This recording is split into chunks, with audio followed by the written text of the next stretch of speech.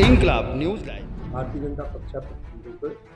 हे आहेत आपले संतोष सोमा गुलामडे आणि त्यांची पत्नी स्वप्नाली संतोष गुलामडे यांच्या प्रकरणाने वार्ड क्रमांक 6 मध्ये बहुजन विकास आघाडीचे उमेदवार विनोद सुदाम पाटील यांना खोट्या प्रकरणेमध्ये यांच्या 3 चालीचे रूम तोडून टाकला आणि यांच्याकडून कमीत कमी 1,50,00,000 घेतले.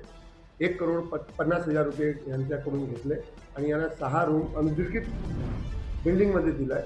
आणि त्या बिल्डिंगचे त्यांनी सांगितलं की ते सिडकोची बिल्डिंगमध्ये देणार, VVMC अप्रूव्ड बिल्डिंगमध्ये देणार, पण ते लोड बेरिंग बिल्डिंगमध्ये देऊन टाकलं आणि त्याचा पेपर पण नाही दिला. यांच्यावर हे ऑफिसमध्ये जेव्हा जातात पेपर मागायला तेव्हा यांना मारहाण करतात. यांनी केस केला आहे, याच्या FIR पण रजिस्टर्ड आहे. तो 1-2 दिवस जेलमध्ये पण जाऊन आला आहे. मला वाटतं याचा पोलीस पण सहभागी आहे, कारण त्यांनी काहीच ॲक्शन घेत नाही. असा माणूस नगरसेवक बनणार बहुजन विकास आघाडीमध्ये, पण लोकांची काय हालत, असं गरीब माणसांना फसवणारे असं माणूस याला तिकीट कसं भेटतं हे आम्हाला काय कळत.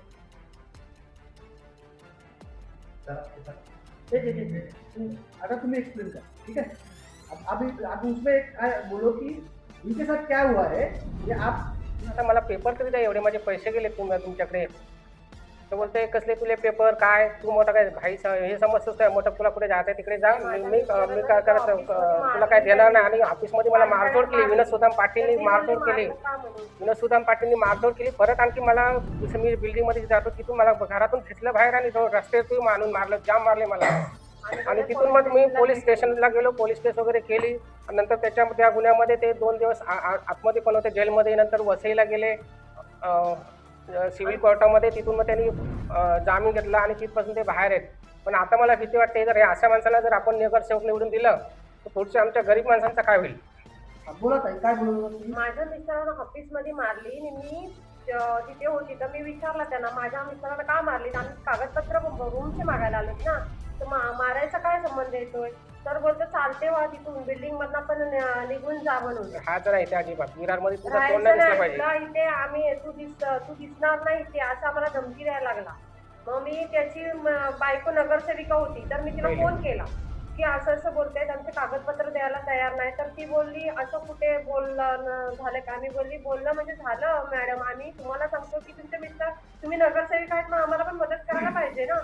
तर त्या पण बोलल्या असं काय नाही म्हणून. तर आणि आम्हाला परत बोलवले ऑफिसमध्ये, दमदाटी केली आणि बोलले जर 2 दिवसात खाली नाही रूम केली तर तू इथं दिसणार नाही.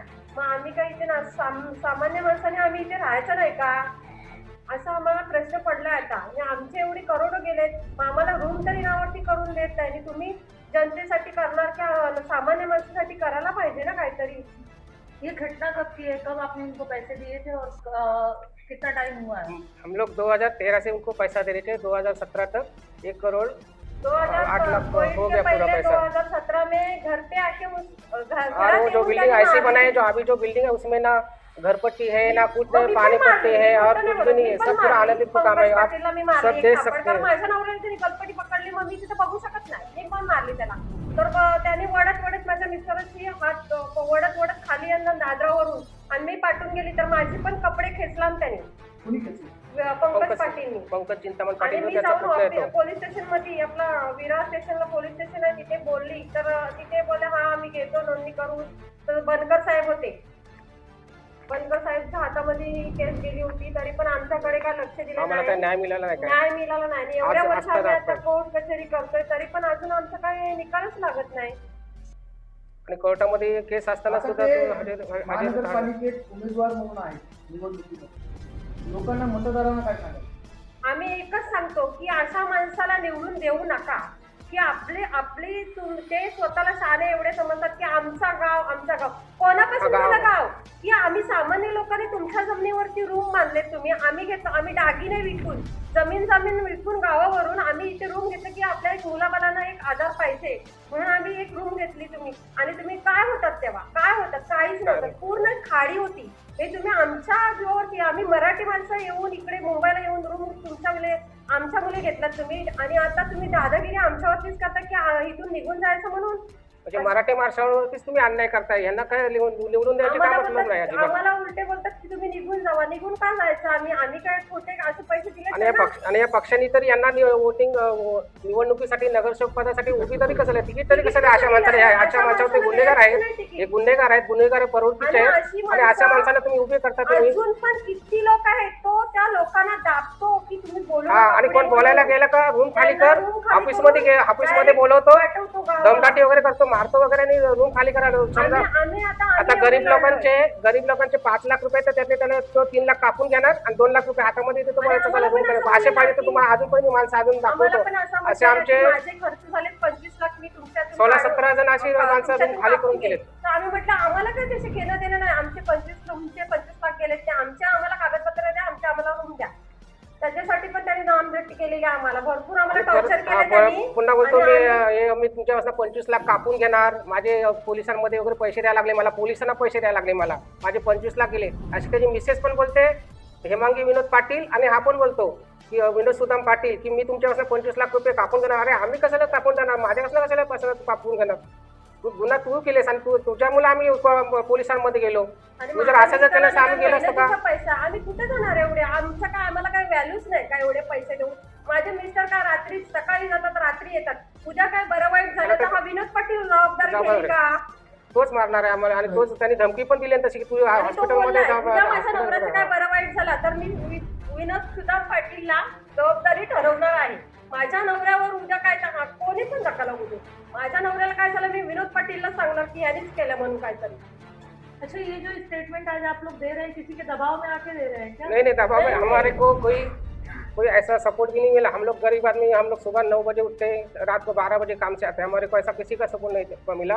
बाद में थोड़ा अभी ये सब न्यूज़ आने लगा तो वो देख के हम लोग थोड़ा यूट्यूब पे देखा, टीवी पे देखा तो मैं बोला चलो बीवी को, मेरे घर वाले को, चलो अपन जाते कुछ ना कुछ करते.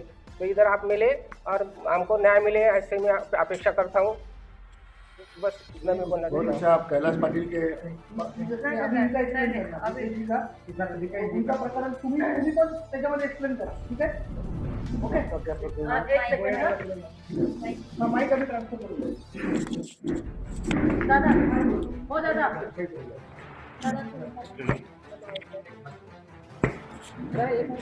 मी 2008 पासून विरारमध्ये राहतोय. माझे आमचे विकासक विनोद सुदाम पाटील त्यांच्याकडे मी पहिले चालीमध्ये रूम घेतले 3.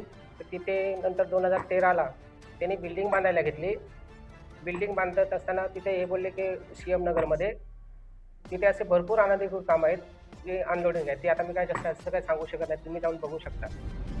तर तिथं ती अनलोडिंग असल्यामुळे मला बोलले की मी दुसऱ्या ठिकाणी तिथं 1-2 किलोमीटर थोडी जवळच एक सिडको पाशी मी बांधते बिल्डिंग, तिथे तू घे. तर म्हटलं ठीक आहे. मी घेतले तिथे सिडको पाशिंग वगैरे सांगितले. माझे 3 रूम होते आणि आणखी परत मी 3 रूम एक्स्ट्रा बुकिंग केल्या, कारण का सिडको पाशिंग आहे आणि पैसे पण थोडे करून मी त्यांना देणार होतो. हे असे पैसे थोडे करत असताना मी 1,08,00,000 असे त्यांना पैसे दिलेले. आता ते पैसे दिल्यानंतर मला माहिती पडलं की थोड्या दिवसानंतर की ही बिल्डिंग अनधिकृत आहे. इथे सगळं अनधिकृत कारभार आहे हे आणि चाल सिस्टम पूर्ण बिल्डिंग आहे, फ्लॅट सिस्टम पण नाही आहे. तर मी म्हटलं हे काय साहेब? बोलतं जास्त बोलायचं नाही, तुला इथं येतेच तुला गाडून टाकेल, ठेवणार नाही तुला जिवंत.